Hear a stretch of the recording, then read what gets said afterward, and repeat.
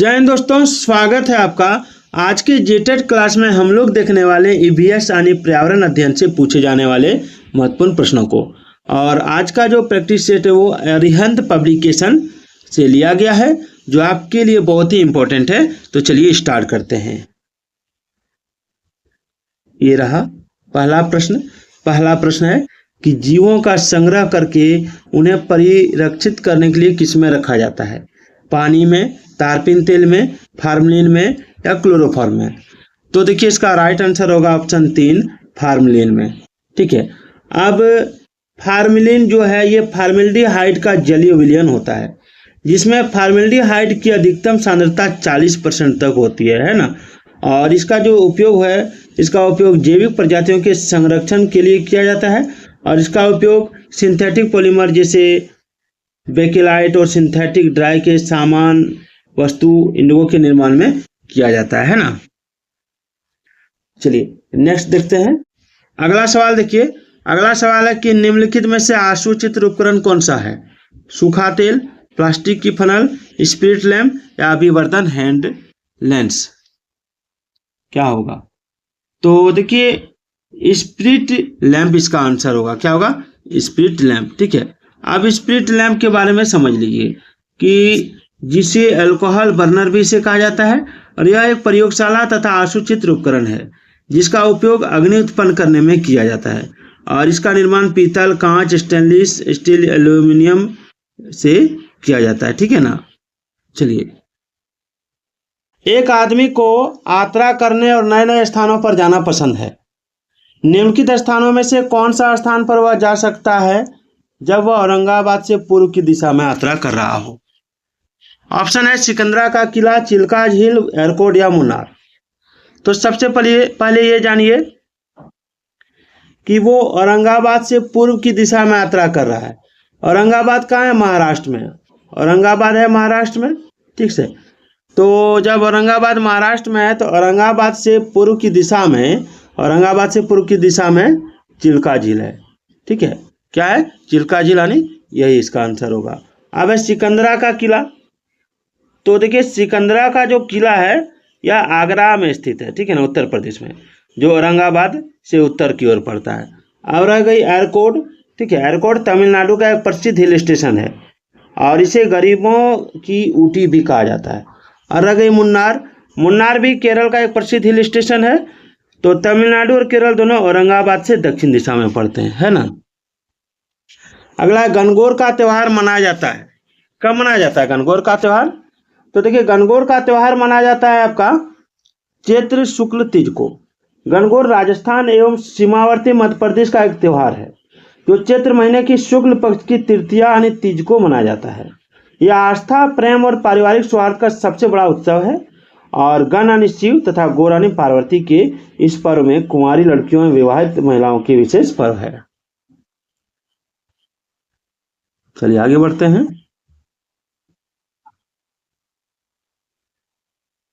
अगला है कि पौधों की एक्स नामक एक प्रजाति होती है जो बड़ी संख्या में उगती है, लेकिन वे संसार भर में केवल भारत के वायु हिस्से में ही पाए जाते हैं।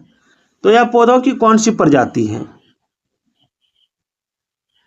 तो देखिए यह जो हो जाएगा, यह हो जाएगा स्थानीय प्रजाति।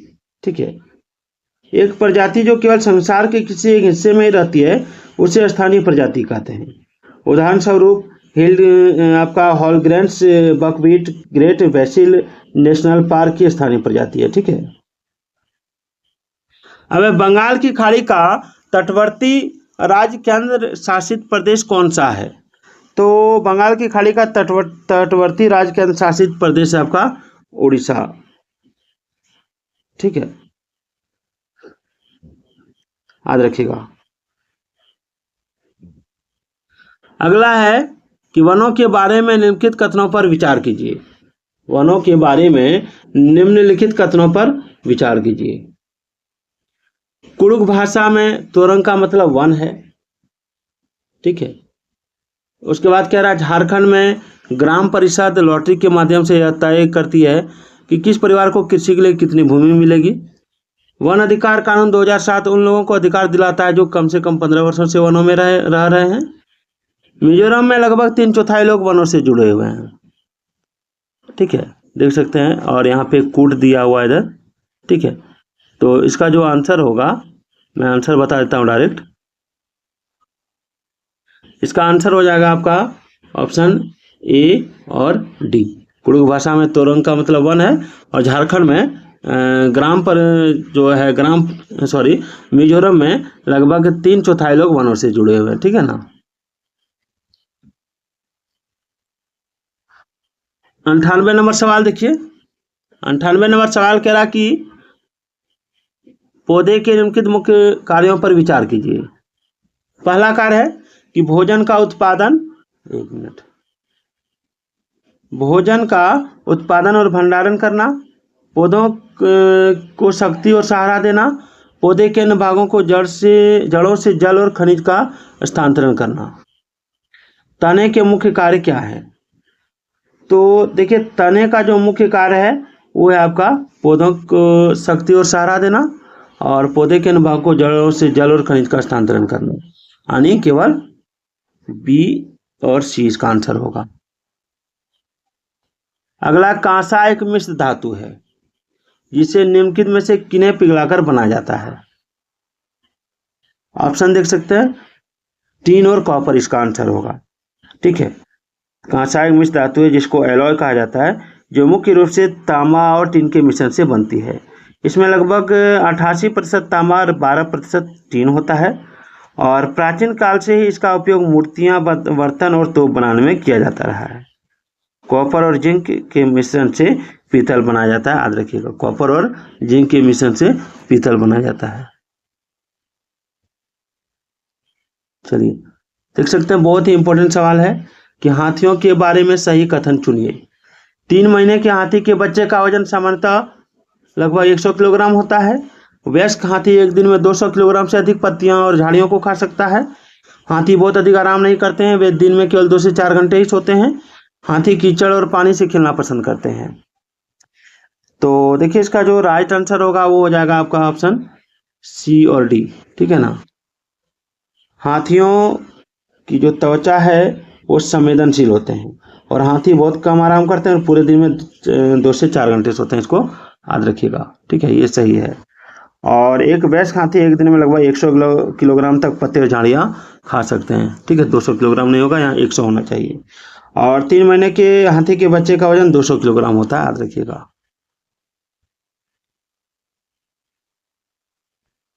बिहार राज्य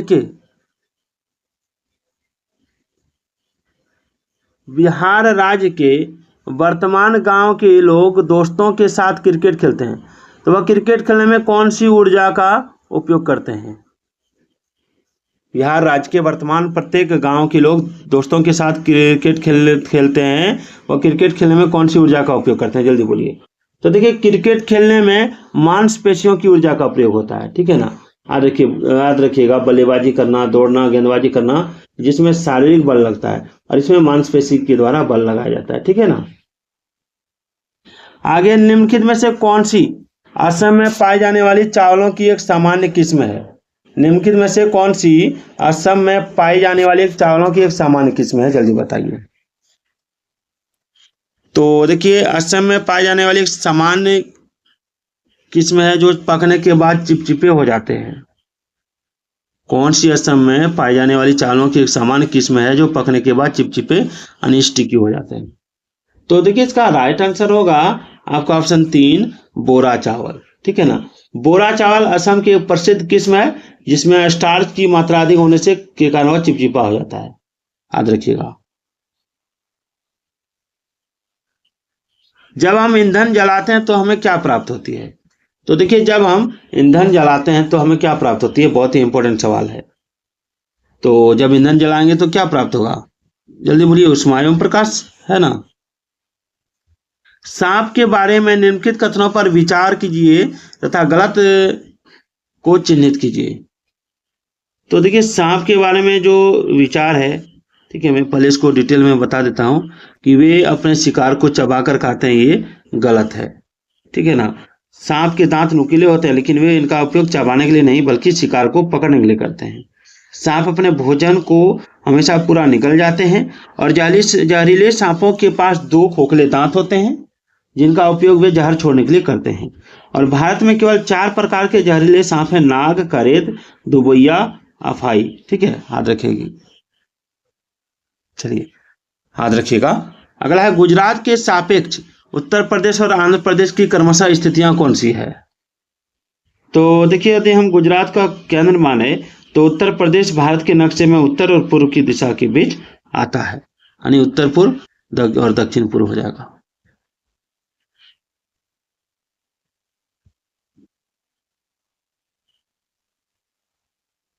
चलिए 106 नंबर सवाल है कि यदि थीम यात्रा रेलवे टिकट को दर्शाता है तो निम्नलिखित में से कौन थीम भोजन को पूरा करेगा। किसान, दुकानदार, कृषि फार्म या वन। तो देखिए इसका जो राइट आंसर होगा वो हो जाएगा आपका ऑप्शन 1 किसान। ठीक है, ईवीएस में यात्रा थीम के अंतर्गत रेलवे टिकट एक महत्वपूर्ण संसाधन है जिससे जानकारी मिलती है। उसी प्रकार भोजन थीम का सीधा संबंध किसान से है जो अनाज उत्पादन का मुख्य स्रोत है। अगला है कि इसको थोड़ा इधर कर देता हूं तो अच्छा रहेगा। अगला है कि ईवीएस शिक्षण के दौरान एक शिक्षक का वह बयान या प्रश्न जो विद्यार्थियों को स्वयं या अपने साथियों की प्रतिक्रियाओं के से उत्तर को विस्तृत करने के लिए प्रोत्साहित करता है, क्या कहलाता है। तो देखिए इसका राइट आंसर होगा ऑप्शन 3 खोजपूर्ण प्रश्न यानी प्रोबिंग। चलिए 108 नंबर सवाल है कि आप ईवीएस के विद्यार्थियों के लिए व्यवहारिक गतिविधियों को प्रोत्साहित करना चाहते हैं तो निम्नलिखित में से कौन सी क्रिया सबसे उपयुक्त है। तो देखिए इसका राइट आंसर होगा ऑप्शन 2 उपलब्ध सामग्री से ईवीएस किट विकसित करना। ईवीएस के लिए रचनात्मक आकलन कौन सा है।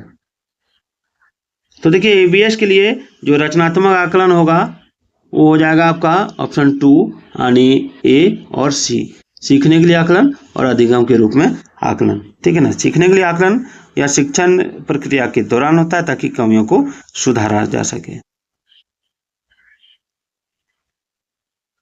निम्नलिखित में से कौन बाल केंद्रित रणनीतियों को सबसे अच्छा, एक मिनट, निम्नलिखित में से कौन बाल केंद्रित रणनीतियों को सबसे अच्छा दर्शाता है यानी चाइल्ड सेंटर्ड स्ट्रेटेजी को। ठीक है, तो देखिए इसका जो राइट आंसर होगा वो होगा आपका चर्चा और सर्वेक्षण यानी ऑप्शन 3। चलिए 111 के निम्नलिखित कथनों ए तथा बी को ध्यान से पढ़ें तथा सही विकल्प का चुनाव करें। लगभग 4700 वर्ष पूर्व सिंधु तथा इसकी सहायक नदियों के किनारे कुछ आरंभिक नगर फले फूले और गंगा तथा इसकी सहायक नदियों के किनारे नगरों का विकास लगभग 1500 वर्ष पूर्व हुआ। तो देखिए इसका जो राइट आंसर होगा वो हो जाएगा आपका ऑप्शन 2, ये सही है किंतु बी गलत है। ठीक है ना, ये सही है लेकिन बी गलत है। गंगा और उसकी सहायक नदियां के किनारे नगरों का विकास लगभग 2500 वर्ष पहले हुआ था। जैसे मगध जैसे शक्तिशाली महाजनपद का विकास गंगा घाटी में इसी काल 2500 वर्ष के दौरान हुआ था। ठीक है, अगला अभिकथन है। ठीक है, और कारण है।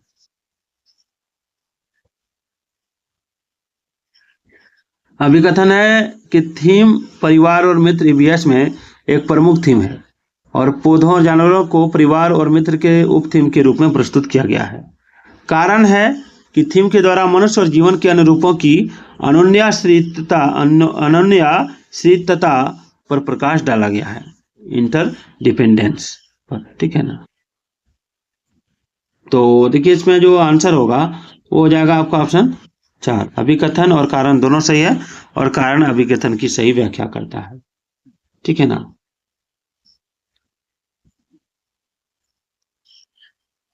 चलिए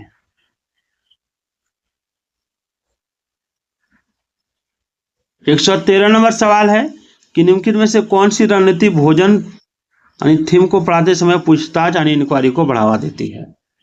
तो इसका जो राइट आंसर होगा वो हो जाएगा आपका ऑप्शन 2 छात्रों से उनके परिवार के सदस्यों की खाने की पसंद का पता लगाने के लिए कहना है ना।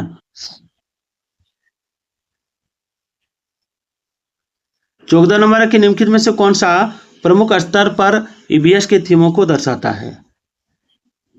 तो देखिए इसका आंसर हो जाएगा आवास, यात्रा, चीजें जो हम बनाते हैं और करते हैं।